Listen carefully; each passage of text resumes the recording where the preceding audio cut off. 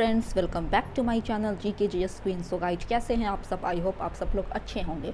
तो फ्रेंड्स, आज फिर से मैं आप लोगों के लिए घटना चक्र 2021 का पूर्वावलोकन लेकर आई हूं। और आज का जो हमारा टॉपिक है वो गवर्नर जनरल तथा वाइस राय से रिलेटेड है। तो चलिए आज का वीडियो स्टार्ट करते हैं। वीडियो स्टार्ट करने से पहले एक छोटी सी गुजारिश है फ्रेंड कि अगर आप मेरे चैनल पर नए हैं तो प्लीज़ मेरे चैनल को सब्सक्राइब करें तथा मेरे वीडियोज़ को ज़्यादा से ज़्यादा फैमिली एंड फ्रेंड्स के साथ शेयर करें। So let's start. मैं आपके नॉलेज के लिए बता दूं कि इसमें काफ़ी ज़्यादा क्वेश्चन एग्जाम में पूछे गए हैं, जिस वजह से 100 प्लस क्वेश्चन सिर्फ एक पार्टिकुलर टॉपिक से उठाकर यहाँ पर दे दिया गया है। तो वीडियो काफ़ी ज़्यादा लेंदी ना हो, जिसकी वजह से हम इसको 2 पार्ट में कैटेगराइज करके आंसर सॉल्व करेंगे। तो चलिए आज का वीडियो स्टार्ट करते हैं। तो क्वेश्चन नंबर फर्स्ट है कि रॉबर्ट क्लाइव बंगाल के प्रथम गवर्नर जनरल थे। और सेकेंड नंबर में आ रहा है कि विलियम बेंटिंक भारत के प्रथम गवर्नर जनरल थे। ठीक है ना। तो इसका जो करेक्ट आंसर है वो आप देख सकते हैं, ऑप्शन नंबर बी, यानी केवल 2 सही है।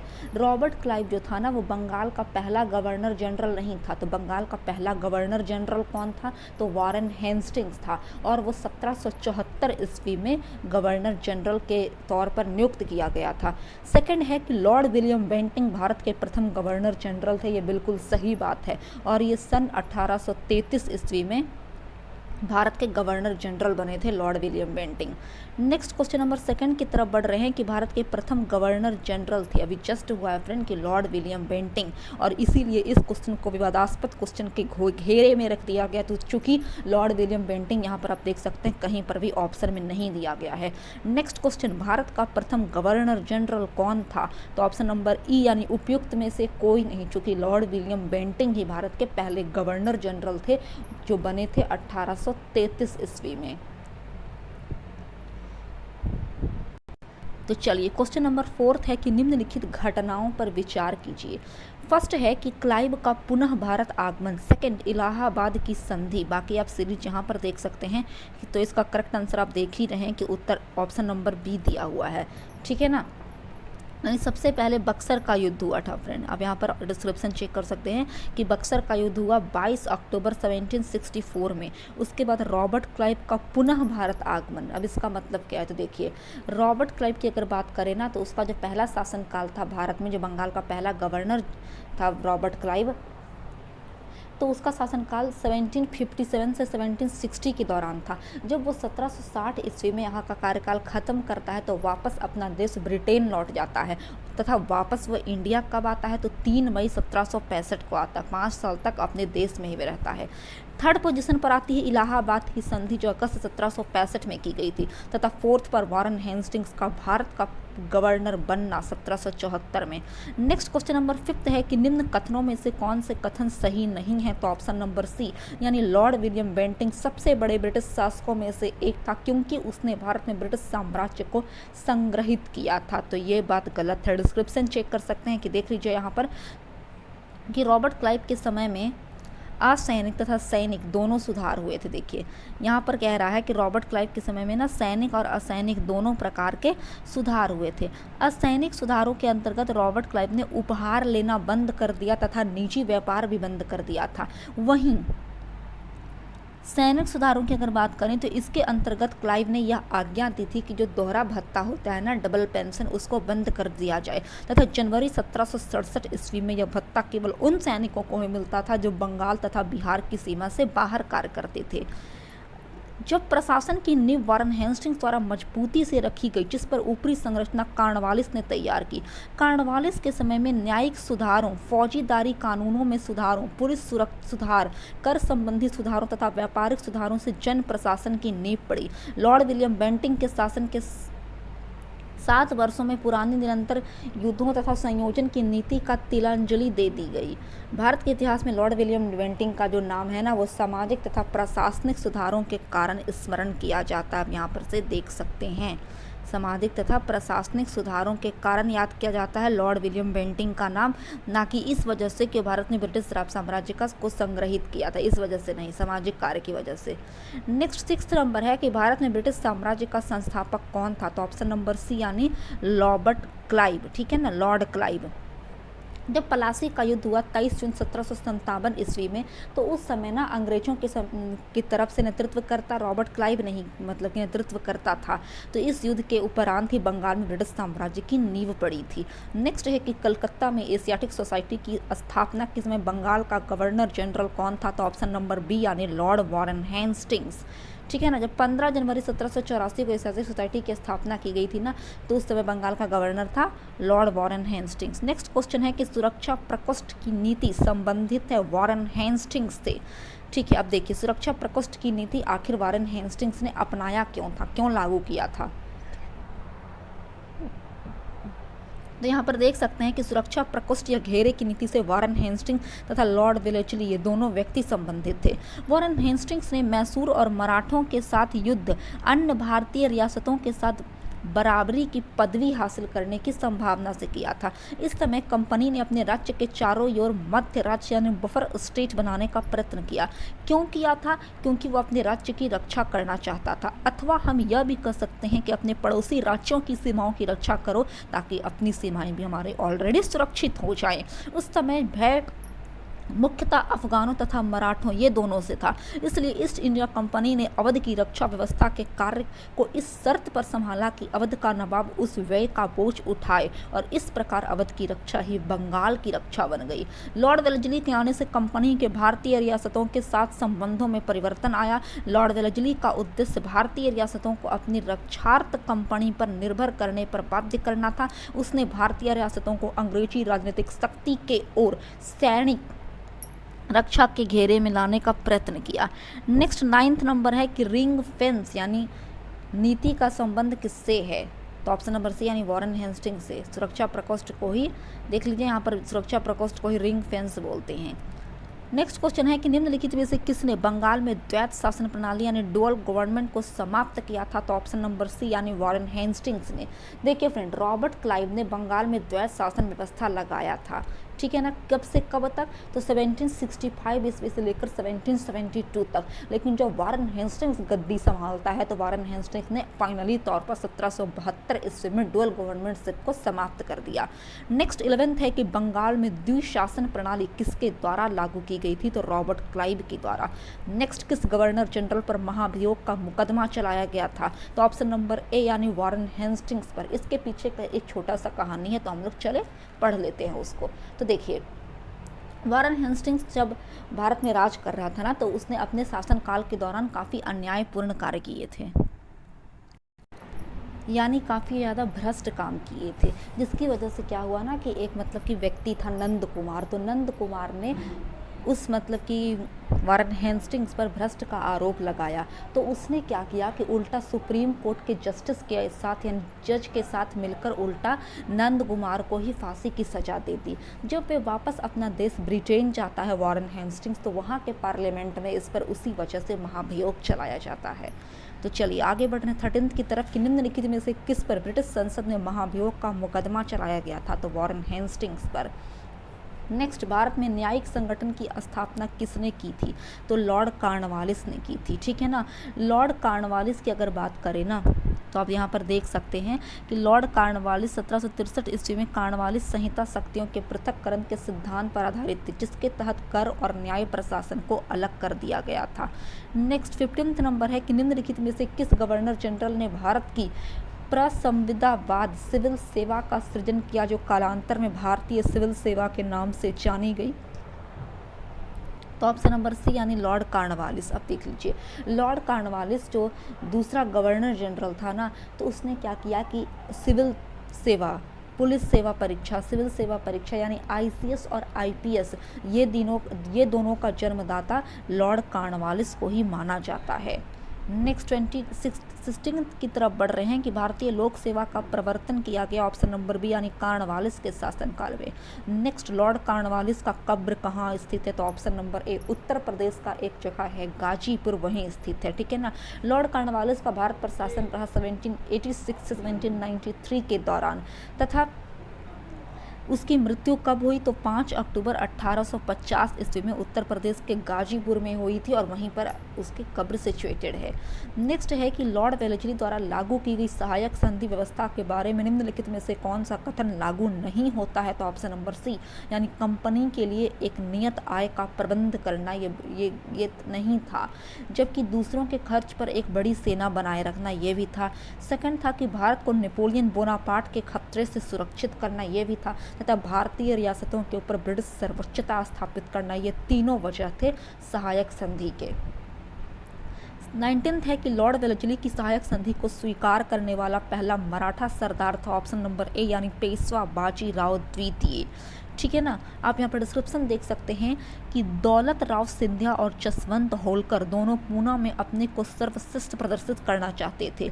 बाजीराव द्वितीय सिंधिया का साथ दे रहा था। उसने 1801 ईस्वी में जसवंत के भाई की हत्या कर दी, जिसका वजह परिणाम क्या हुआ कि जसवंत होलकर की सेना ने पूना पर अटैक का प्रयास किया और सिंधिया की संयुक्त सेना को परास्त कर दिया।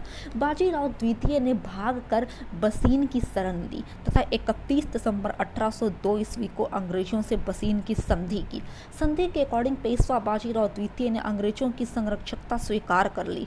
यह संधि मराठों तथा अंग्रेजों के साथ की गई पहली सहायक संधि थी। कौन सी संधि? तो बसीन की संधि। कब हुई थी? तो 31 दिसंबर 1802 को। तो जितना भी इंपॉर्टेंट पॉइंट्स है बिल्कुल आप स्कैन कर जाइए।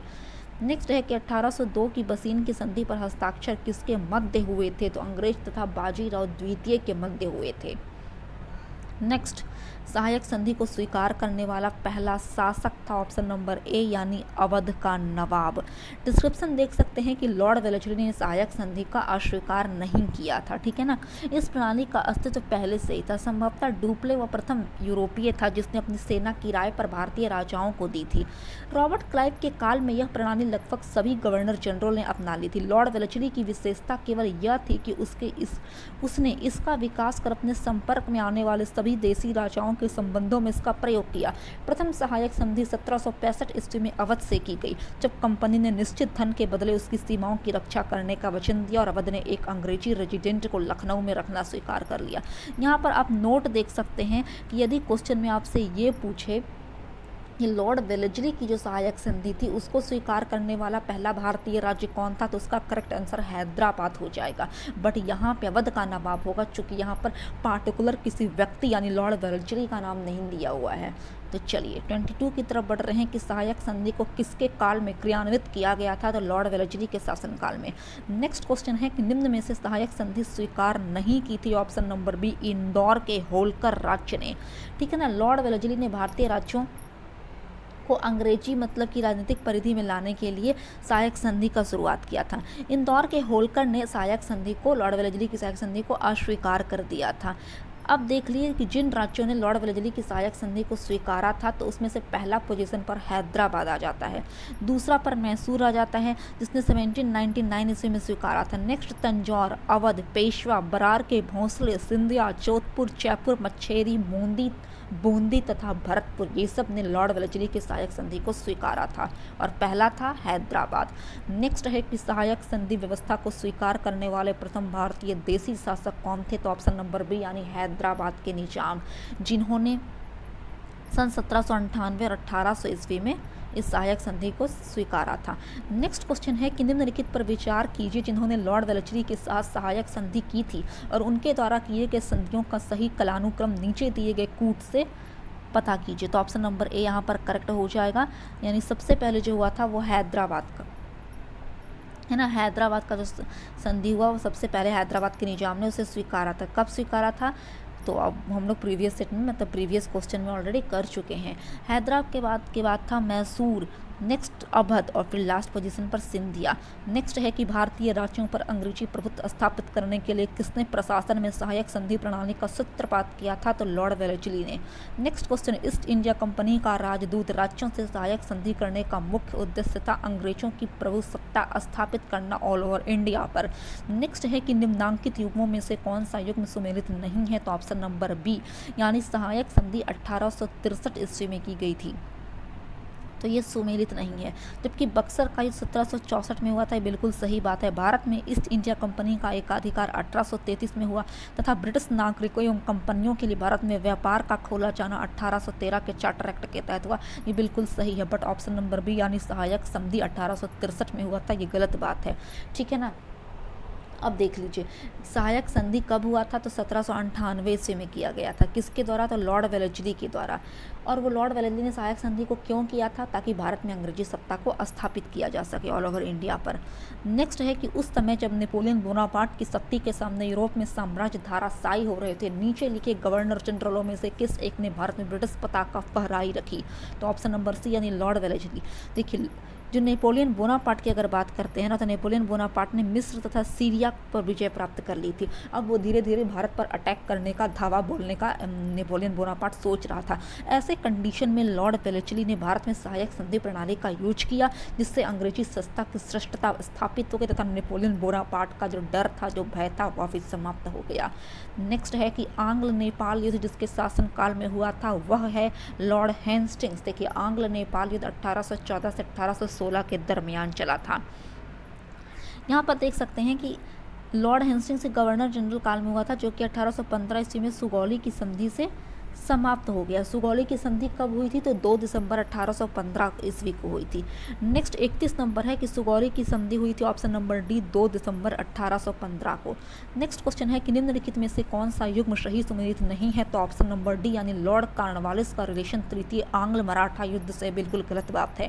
क्योंकि अगर तृतीय आंग्ल मराठा युद्ध 1817 से 1818 के दरमियान चला, ये लॉर्ड हेस्टिंग्स के शासनकाल में नहीं, लॉर्ड कॉर्नवालिस के शासनकाल में हुआ था।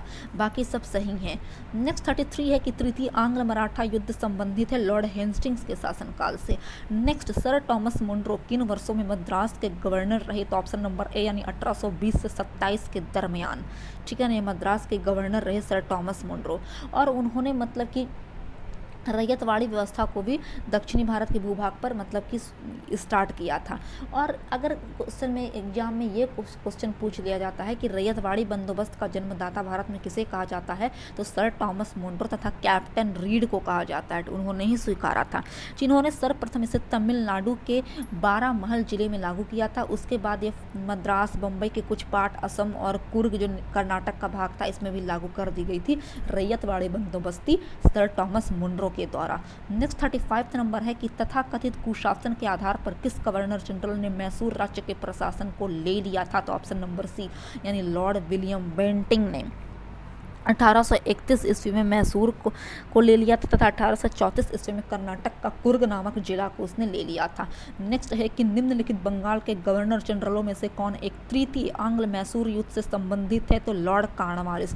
तृतीय आंग्ल मैसूर युद्ध का डेट दिया 1790 से 92 के दौरान हुआ था, जो लॉर्ड कॉर्नवालिस से संबंधित है। नेक्स्ट यहाँ पर देख सकते हैं कि ठगों के दमन में निम्नलिखित में से कौन संबंधित था, तो ऑप्शन नंबर बी यानी कैप्टन स्लीमैन। देखिए ठगों की अगर बात की जाए ना, ठगी में हिंदू और मुसलमान ये दोनों धर्म के अनुयायी इंक्लूड थे।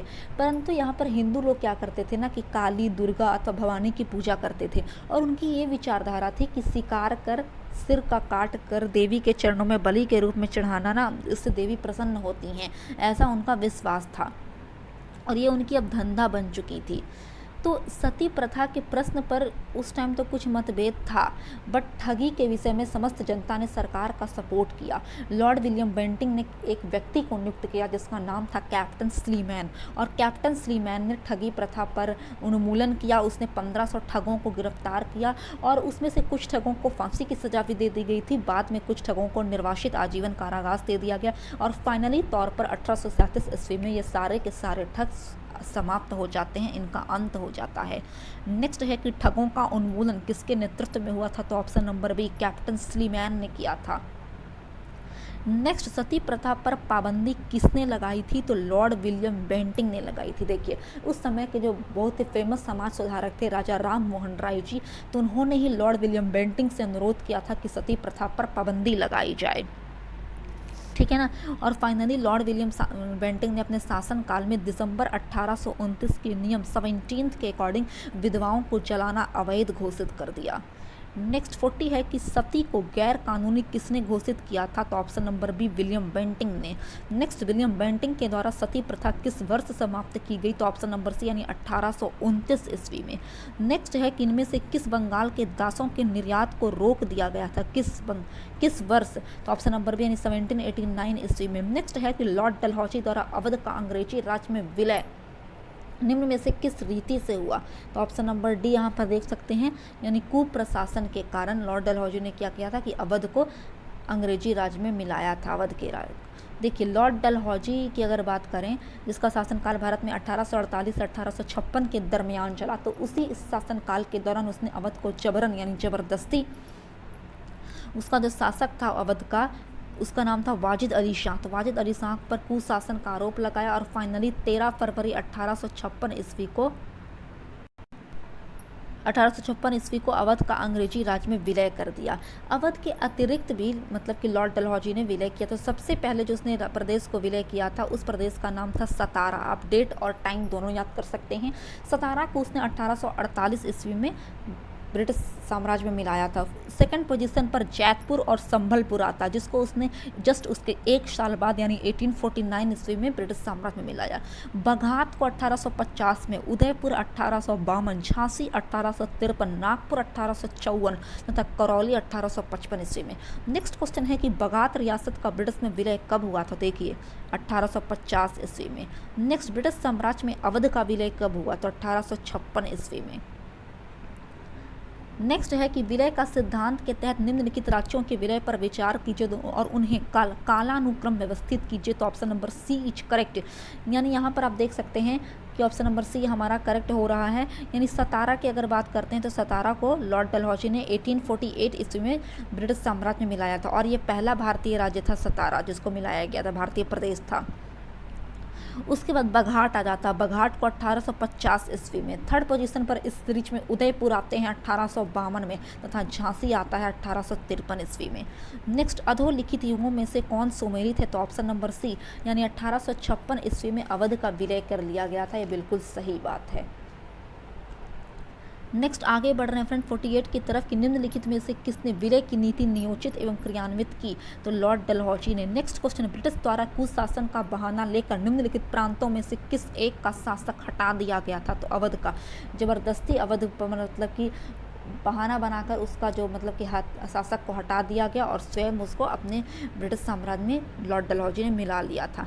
नेक्स्ट है कि भारत में ब्रिटिश शासन के दौरान निम्नलिखित राजसी राज्यों के विलय क्रम पर विचार कीजिए, तो ऑप्शन नंबर सी यहाँ पर करेक्ट हो जाएगा। सबसे पहले तो सतारा को मिलाया गया था, उसके बाद फिर आ जाते हैं संभलपुर, तब झांसी, और कब कब मिलाया गया, तो आप प्रीवियस क्वेश्चन पलट कर देख सकते हैं, अभी जस्ट हो चुका है ये सब टॉपिक।